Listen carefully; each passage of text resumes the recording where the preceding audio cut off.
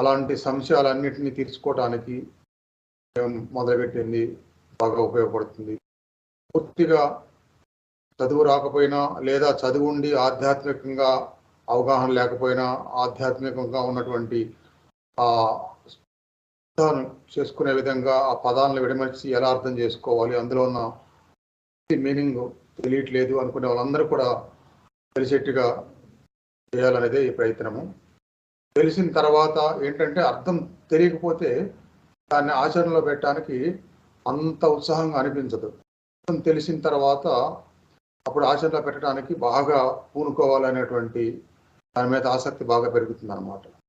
ఎందుకంటే భగవంతుడికి జీవుడికి అంటే భగవంతుడికి మనిషికి ఉన్న సంబంధం పూర్తిగా తెలిసేలా ఉంటుంది. ఆ భగవద్గీతలో కృష్ణ పరమాత్మ మనకి అంటే అర్జునుడు